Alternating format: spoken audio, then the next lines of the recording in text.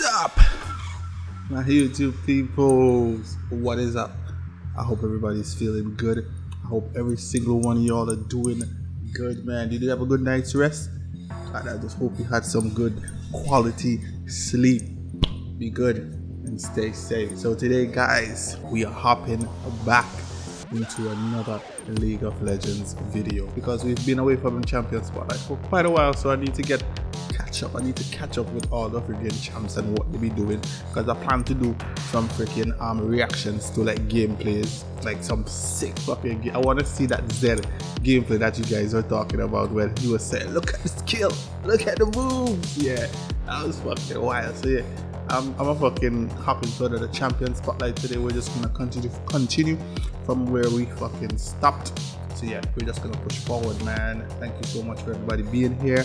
I just appreciate everything that you guys do. So without further ado, let's hop into the champion spotlight. Wow. Well, from where we actually stopped, we stopped at Kindred, right? And the next person below that was the same motherfucker that shot fucking Misfortune and killed her fucking father. That's Gangplank. So we're gonna see what Gangplank is all about today. So let's fucking go, guys. Welcome to the League of Legends Champion Spotlight, featuring Gangplank, the Saltwater Scourge. Saltwater Scourge. You remember her fucking orange? Yo, to my boy peeling the orange with the fucking... So, yo! What the There's only one... Gangplank! My boy fucking slaughtered Timo. My boy slaughtered Timo and burned fucking... Yo, my boy sacrificing Timo. What the fuck? As unpredictable as... I'm sure a lot of persons gonna fucking like this job because he fucking killed Gangplank reigns as Bilgewater's uncrowned king through a mix of fear, violence, and cunning. Gangplank relishes the rare moments when some fool challenges him, going to war with pistol and blade to remind everyone the truth behind the tall tales. Fucking blade, yo. Toy soldier Gangplank. The sea may be wicked, but I'm worse. Sultan. The sea may be wicked, but attack damage, cooldown reduction, and health.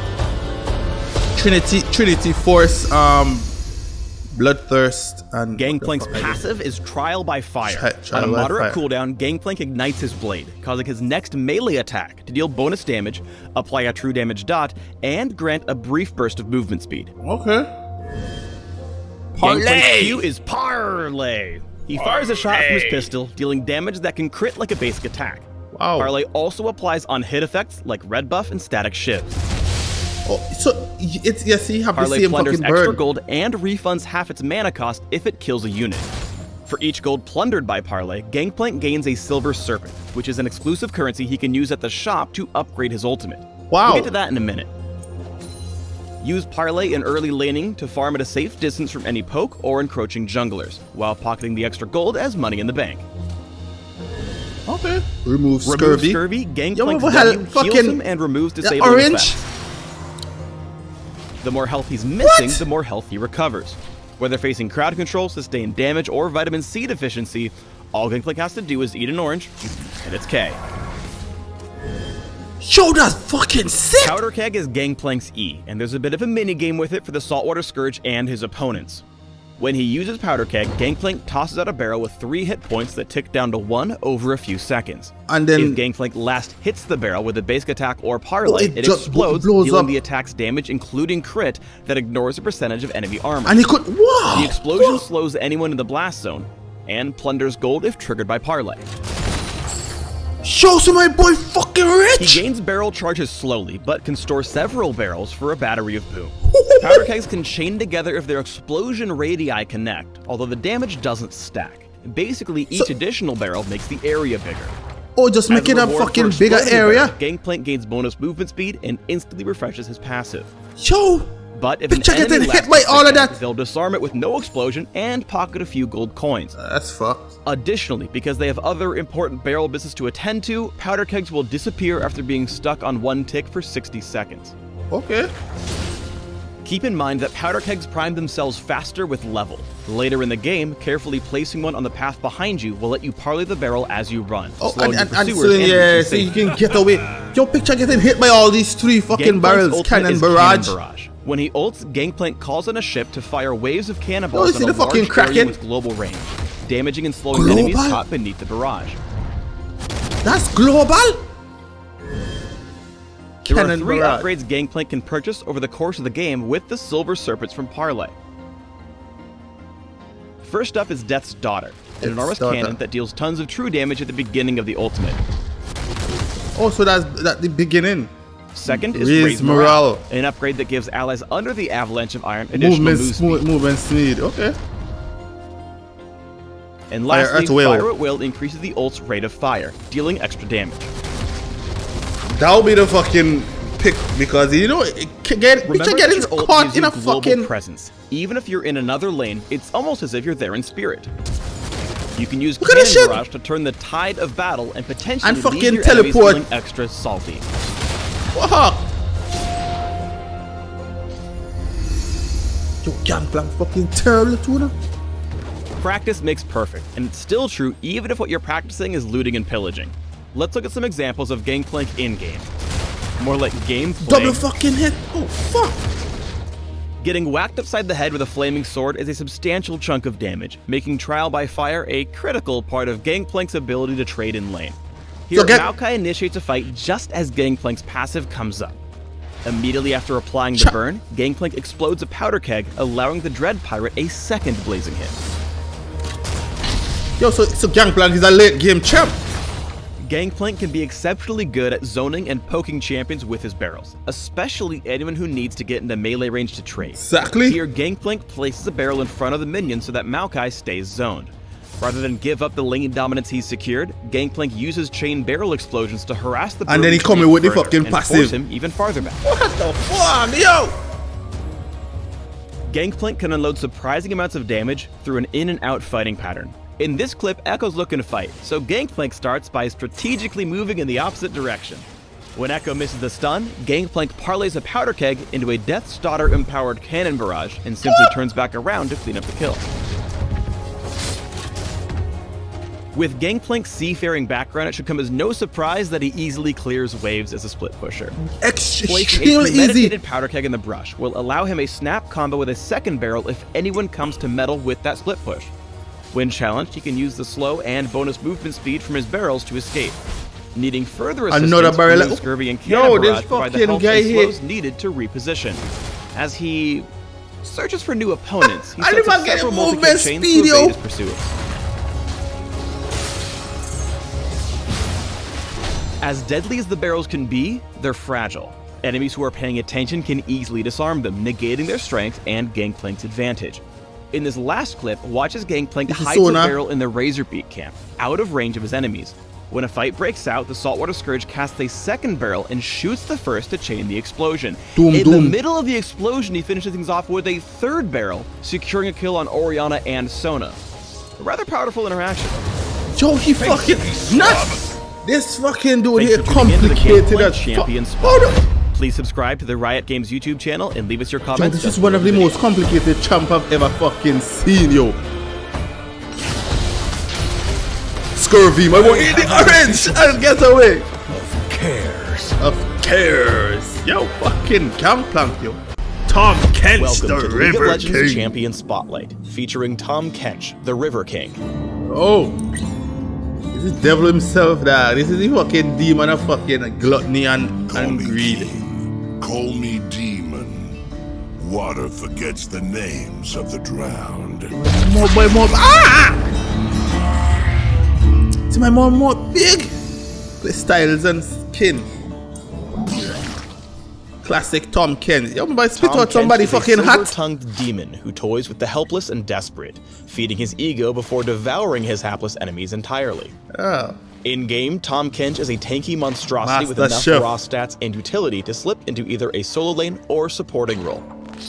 Once he's chosen his role, he uses his imposing health, size ability, to swallow power, his enemies armor, and ferry his allies around the map. So he's an AP champ.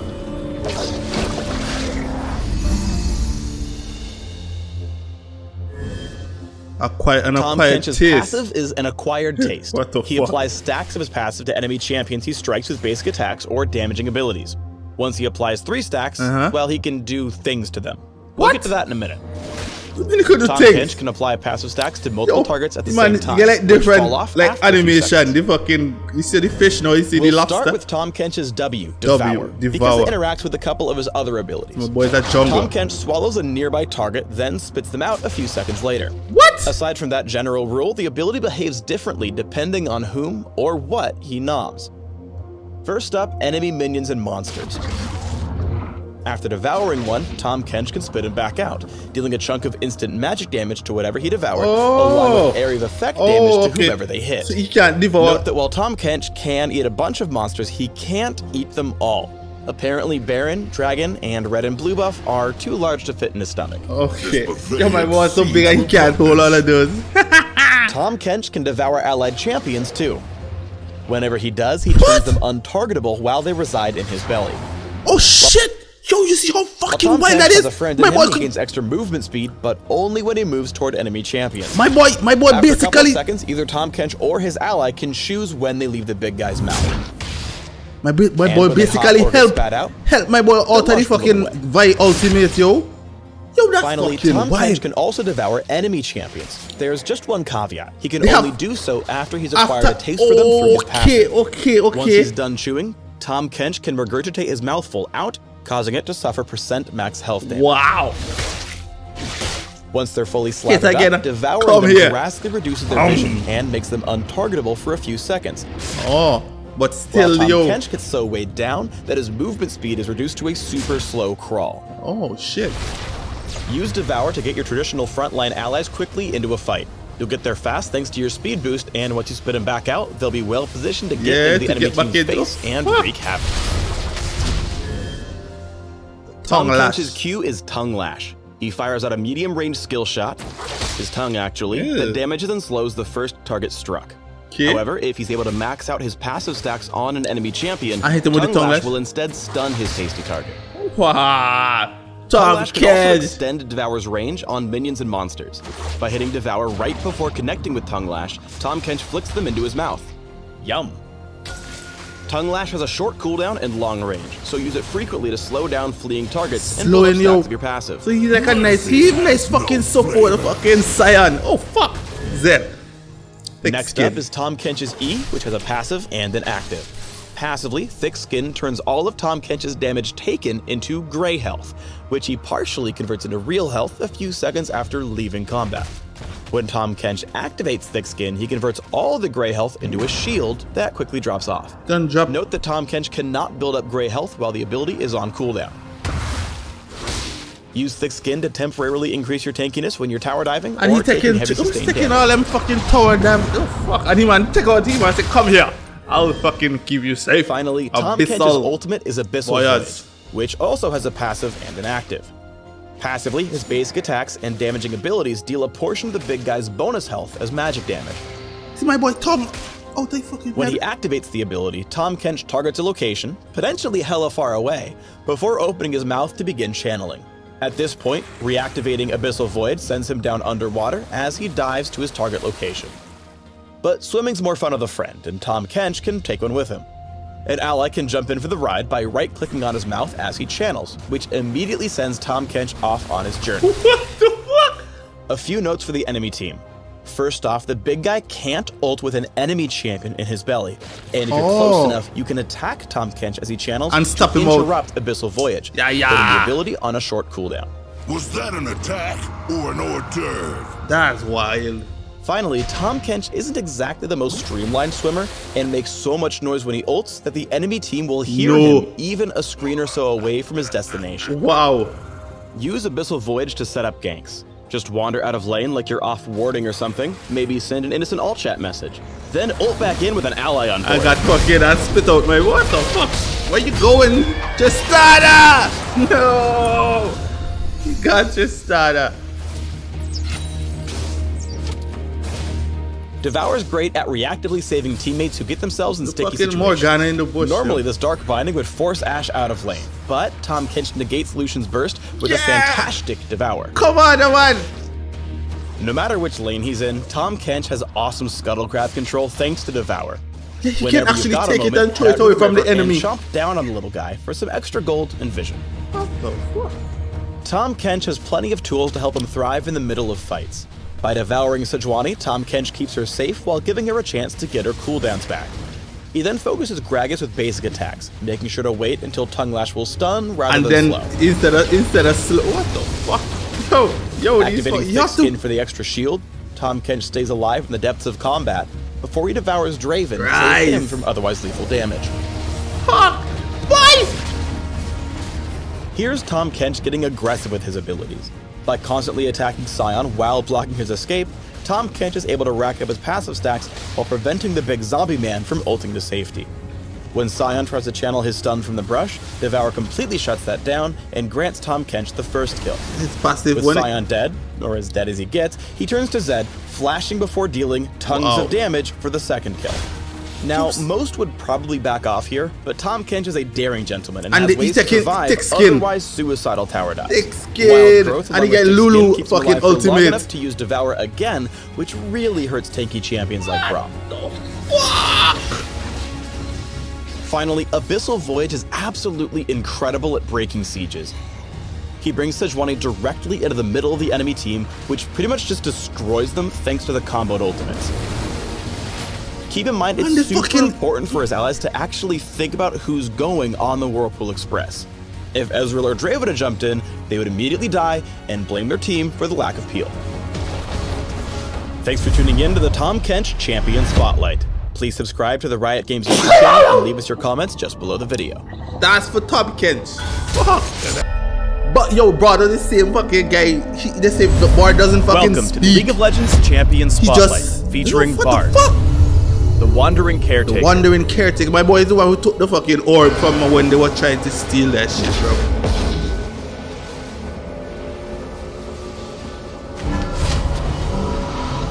This boy a support bard. How to be a fucking support or something?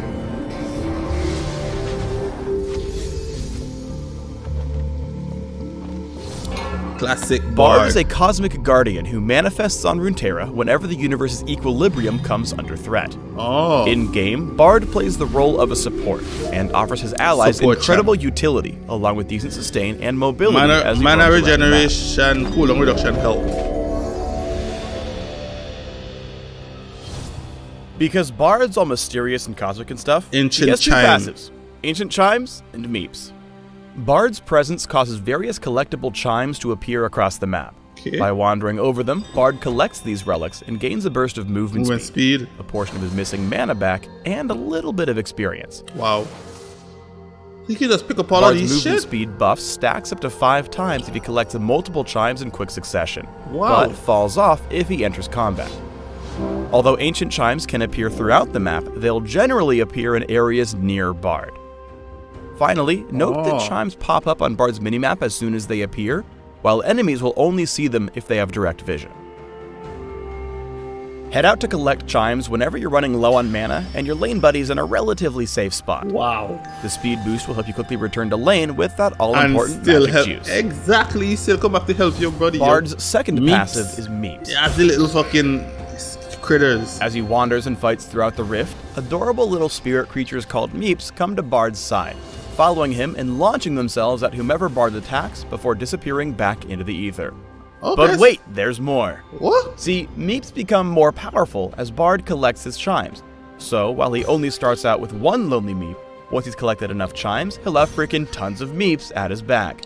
They don't just grow in numbers though. Chimes also improve each Meep's attacks, eventually giving them awesome bonuses like area of effect damage, slowing attacks, and muscles, so they deal extra damage. Man, what? Finally, as numerous as Meeps can get, they're total homies to Bard, and they will stealth when he's hiding in brush. Yo, this is better than fucking Aurelian Song. Continually poke down your enemies in lane. They provide decent early damage and can help you win trades. Nice. Bard's Q is Cosmic Binding, a medium-range skill shot that slows and damages the first enemy struck. Okay. Once Cosmic Binding hits its target, it continues on through them, seeking a second target, stunning them both if it finds one, or stunning the initial target if Cosmic Binding hits a wall instead. Okay. Remember that Cosmic Binding can tether to neutral monsters as well as player-made terrain, so keep an eye out for Cataclysms, Pillars, and Barons. Baron Nashor wouldn't get stunned. Line up Cosmic Binding during laning so your Qs hit enemy minions and then their champions. Being able to strike the enemy marksman through their minion wave can be really powerful, particularly when you coordinate with jungle ganks or even just general trades. Up next is Bard's W, Caretaker's Shrine. Bard places a small health pack on the ground that he and his allies can collect to restore health and gain a quick burst of movement speed. Though Caretaker's Shrine can be collected as soon as it's placed, if it's left alone for a few seconds, it'll improve and give whoever grabs it extra health. However, leaving health packs out puts them at risk. Bard's enemies can destroy shrines by stepping on them. Finally, Bard can only place 3 health packs at once, and they'll last until they're consumed or destroyed, or until Bard places a 4th shrine. Yo, so you can just place them under your turn. In safe areas so they can safely charge up. Exactly, so you can just go back and just pick up. Enemies are much less likely to destroy them when they're out of the way, and allies can let the packs improve for extra health when they want to keep fighting. What the? Your body's a Bard's fucking... E is Magical Journey. Magical a short-range skill shot that creates a temporary portal on a wall. So and you can just go through? Champions who click on the portal are taken on a magical journey to the far end of the wall, no matter how long the contiguous piece of terrain is. Here's the kicker though. It's not just Bard's teammates that can use the portals. All champions can, though Bard's allies do travel slightly faster than his enemies. Okay. Portals only operate in one direction, so champions can't travel back through it once they've reached their destination. But if they're fast enough to return to the start, they can journey again. There's the Ezreal Arcane shift. Finally, champions traveling through portals are still vulnerable to damage and crowd control effects. So watch your ethereal butt if you want to journey with enemies nearby. Use Magical Journey to surprise enemies. Bard can get through terrain faster than most other champions and use his sudden positional advantage to line up his Q. Yo, but that friggin' attack, you can get attacked through the friggin'... Bard's ultimate is Tempered Fate. A long-range skill shot missile that places all units hit, literally everything that can move or attack, into temporary stasis. While in stasis, units are immune to absolutely everything. All damage and crowd control effects, until the effect wears off. Yo, Bard is the ultimate fucking champ! There is one caveat here. Tempered Fate does not affect champions using certain abilities. Uninterruptible moves like Vise Assault and Battery, and enemy spell shields and black shields will block this. Okay. But Tempered Fate has a whole bunch of uses. One of which is to protect your allies from lethal range damage. And you can look, what the Seriously though, it is a super versatile ability. Bard might be one of League's strongest roaming supports, but he still needs to know when he can safely roam and when he should stay with his lane Bard pal. is my boy extremely fucking strong. Wander off to collect your chimes, regardless of the state of your lane, your team's going to have a Bard time. Here are 3 things to keep in mind before you go wandering off. Whenever you roam as Bard, you instantly give up a ton of pressure in your lane, so make sure that you always have a specific goal in mind when you leave. Exactly. Maybe you spotted a few chimes that let you place deep wards in the enemy jungle, or you want to roam mid and help a laner who's doing poorly. Doesn't matter. Just make sure you leave for a reason and return as soon as possible. Yep. Before you leave to pick up chimes or take care of other lanes, make sure that your own lane's in good health. Let your teammate know you're leaving lane for a few. Make sure they're in a good place they can safely farm, and even place a few health packs down in case of trouble. Even once you leave, keep an eye on your lane just in case of tower dives, so you can hurry back or maybe lay down an ultimate. True. Journey Bard together. Doesn't bring much damage to a fight, so optimize your roaming by teaming up with a hard-hitting buddy.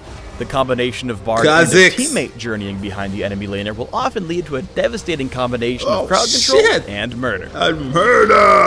Yo, Jana, yo, gosh, man. Cosmic Binding might not do a huge amount of damage to a single target, but that stun, if you can hit 2 champions, the double stun is boy, massive. that's fucking great. Those enemies are heading straight toward him. This pretty much guarantees the double stun and single-handedly turns around the fight for first blood. Though Bard's health packs gain power the longer they're left alone, you can cast it directly on allies in emergency situations instant heal. For quick heal and movement speed. Yep. Look, and Vi got the way. Here, Bard's quick reactionary shrine on Vi helps her get out with just a sliver of health. Yep. He survived on 1 HP, yo. He stuns her against a wall with Cosmic Binding and uses Ignite plus a beeped up basic attack to finish her off. Monsoon that, punk! Oh, she survived on 1 Magical HP. Journey can get allies into fights and help secure objectives super quickly. Magical Journey. That's great. To the However, wall. just Come because on, you man. can take a magical journey doesn't always mean you should. It's him alone. Oh, Here, shit. the two squishy members of the team journey right into Brand's face. Oh. After being bombarded, he's forced to ult himself, flash away, and, well, yeah, it's bad. Look, just make sure that you know what you're actually getting yourself into when you take journeys like this. Yeah, that's fucking, look fucking cinch stealing coming through. Oh, fuck. Remember that Tempered Fate has a huge number of uses. After being caught attempting to sneak Dragon, Bard uses his ult on both himself and 2 enemies, freezing them as Pantheon drops in to turn around a losing fight. Though Grand Skyfall doesn't deal any damage here because someone can't time their ult properly, Tempered Fate still wins the fight. Though Nami places a nice bubble, Bard sets up a magical journey around it to grab another kill. Wow. That's nice. Finally, another great way to use Tempered Fate is to proactively set up your allies. Hitting 3 enemies with his ultimate provides a guaranteed wombo combo. Oh, my Malphite! All the same, Bard lines up a perfect double Cosmic Binding off of Oriana's Shockwave, and they pick up 2 easy kills. Yo! Thanks for tuning in to the Bard Champion Spotlight. Please subscribe to the Riot Games YouTube channel and leave us your comments just below the video. If you guys tell me you don't use Bard more often, your Bard is a fucking sick champ! Chesty! Welcome to the League of Legends My Champion girl, Spotlight, Chesty! featuring Tristana. Chesty! The Yodel Gunner! What's a Yodel Gunner without her support? Come on, yo! Is that a rocket in your pocket? Is that? Consider yourself spanked, Nugget! Go! You can outshoot me? Try to keep up, old timer. Old timer! Play style and skin. Yo, Tristana, yo. Tristana is a Classic free-spirited, Tristana. fearless commando. Come Though on. she's smaller than most, her bravery often drives her into the heat of battle. Where she blows away her targets with her trusty cannon Boomer. In-game, Tristana is a highly mobile marksman who works best using her massive late-game range to fire from distance before jumping in to lay down huge burst damage and kick off her signature reset rampages. Come on, let's just attack damage, attack speed, armor penetration. Ever seen a turtle fly? No fuck! No, I haven't. Tristana's passive is Draw a Bead. Draw a Bead. As she levels up, Tristana gains increased range on her basic attacks and targeted abilities. So while she starts out with a pretty standard range, by level 18, she can pew-pew from over 7 Teemos away. Wow. Tristana's Q, Rapid Fire, grants Trist a huge attack speed boost for a few seconds. That's all it does. That's Save fucking... Rapid Fire for instances when you can reliably attack targets for the full duration. It only lasts a few seconds and has a lengthy cooldown, so make every shot count. Come on, man. Oh, Gorky. Tristana's W is Rocket Jump. After a brief pause, the wee Rocketeer launches herself to a target location, damaging and slowing all enemies in her landing site. Jumping all over the fucking Note that Rocket Jump gives Tristana more airtime the farther away her target is, and being the super soldier commando that she is, she's able to use her other abilities in midair. Stickaroo! Most importantly, because this part is awesome, earning kills or assists resets so you can just jump. Infinite mana and infinite near-dead enemies, you could potentially jump forever. How's that for a Vandal City beatdown? Vandal City Gunner! Save Rocket Jump as a gank escape whenever the enemy jungler comes in for a kill. Where you going, Rengar? Pretty huge. Where you going, Rengar? Farther than most marksmen in lane. Yo, come on, man. Tristana's E is Explosive Charge. Explosive Charge. And active component. Passively, Explosive Charge causes anything Tristana kills with basic attacks to explode and deal damage to other surrounding enemies. Okay. When activated, Tristana throws a sticky mine to a target unit. After a few seconds, the charge explodes, dealing damage to all nearby enemies. Tristana can pump up the bomb by attacking her target before they go boom. And it blows up farther. The bigger the bang. If Tristana fully pumps up the charge, her next basic attack will detonate it early. If she rocket jumps onto a target with explosive charge, she'll deal extra damage depending on how pumped up the charge is. Wow. And just like basic attacks, she'll detonate it early if she jumps onto a fully primed target.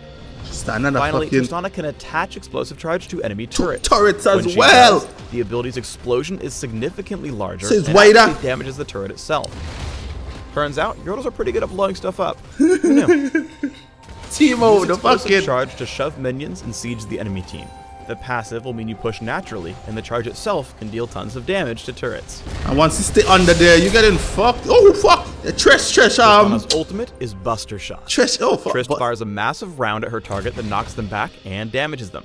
Okay. Buster Shot's powerful enough to also knock back nearby enemies without damaging them. So that is fucking Note inks that in Buster Shot's case knockback you get too distance close. Increases as Trist levels up the ability. Yeah, so Meaning that late game, Trist can fire enemies over most walls. Use Buster Shot to keep initiators away. wait away from you in case The like knockback will often value the few extra seconds you need to get away to safety Nice. or murder them. the Rocket Queen of resets. Oh fuck!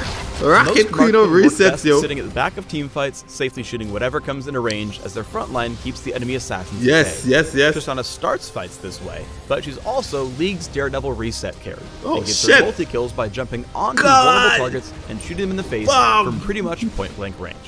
Here are some fancy combos to turn Trist into a rampaging, resetting Oh, rocket. Tristana! Here's Tristana's best Boom burst town. combo. Start by tagging your target with explosive charge, Huh? hitting rapid fire after, so you can charge with the bombs as quickly EQW as possible. RW. Once it's ready to pop, Oh, so you rocket jump on in him. to deal huge amounts of damage. Yeah.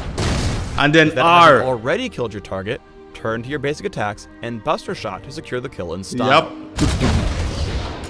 Once they're dead, look for either potential rocket jump victims or an avenue to safety, depending on how ham you and your team are feeling. Leap Because of you can faith. cast Buster Shot while rocket jumping, there are Oh, quite so a you few can- clever combos.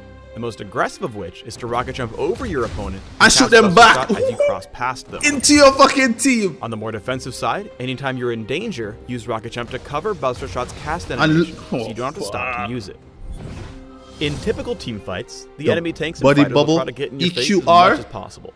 On its own, Buster Shot is a solid disengage tool against Trist's tough frontline enemies, but by hitting them with explosive charge and pumping it up with rapid fire, she can use that same Buster Shot to send And the kill- enemy team their very own buddy bomb. Get jumped. Yo, Tristana. Unlocking explosive charge at level 1 pretty much guarantees you'll hit level 2 before your opponents when you actively push your lane. Make the most of your impending level advantage by getting aggressive as soon as you ding and earning yourself that awesome first blood gold. Yo, fuck was this jumping it Even though wild? Tristana and Thrush start off focusing different targets, their massive level advantage gives them a relatively easy kill on them. Lulu. Oh shit. When she's played right, Tristana can make assassin-style plays all on her own, even early in the game. After priming explosive charge, flash rocket jump followed by Bomb. Buster Shot secures Oh, the kill quickly shit. and lets her jump back out to safety.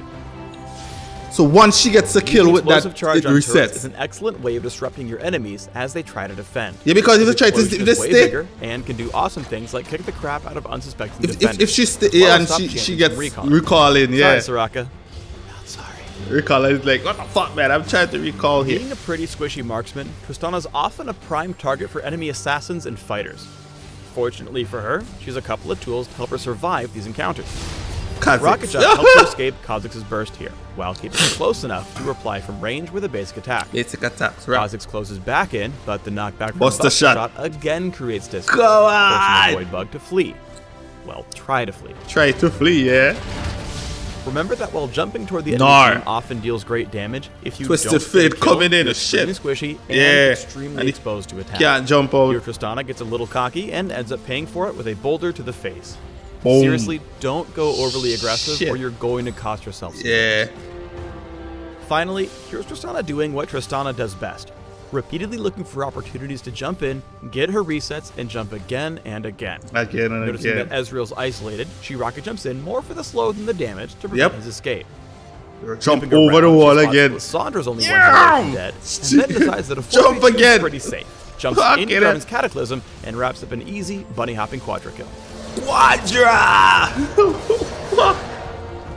I love ADCs in this The game. Tristana Champions I Spot. love Please subscribe to the ADCs. Riot Games YouTube channel and leave us your What comments the just below the video. fuck? As the freaking like as the like the videos goes down, the quality of the videos like look extremely horrible. And I don't even know if you guys want to see those horrible looking champs, man. So I'm gonna stop today. If you guys want me to see, if you guys want to see me like react to like the prehistoric videos, just say and I'll react to them. Yes, I will react to them. Just if you guys want to see them, I will watch them on my own time. If you guys don't want to see them, but if you guys want me to react to them and you guys want to see the freaking prehistory ones, just tell me. But yeah, yo, Bard is like the freaking best champ in the game. Not really best champ, but the best support champ. Yo, Bard, my boy can drop heals. My boy can put them in like his status, like invulnerability. Just like you can't do nothing, you can't get attacked. Yo, that. Yo, that champ is friggin' wild, yo. And Tristana, yo, the bunny hopping, yo, this is just jumping in and I love this fucking game, yo. But yeah, guys, I will be in for the fucking video, man. It's just freaking really good seeing all these freaking champs and everything that they do, yo. It's freaking wild. Yeah. So thank you so much, guys. I appreciate everything that you guys do. I appreciate it. So that'll be it. See you guys in the next video. Oh, and I actually want to start a new series, like reacting to the freaking themes, like the themes for the freaking characters, like the loading screens. You know, the loading screens and the themes are the same thing, right? Yeah. So I want to actually start reacting to that, guys. So yeah, I'ma just freaking put up some couple of videos because there's a lot of freaking and I'm aware that not all the champs have freaking themes and what's not, and that's a bummer. But yeah, let's go, guys. I just appreciate everything you guys do. See you guys in the next video, man. Until then, peace. Fuck out.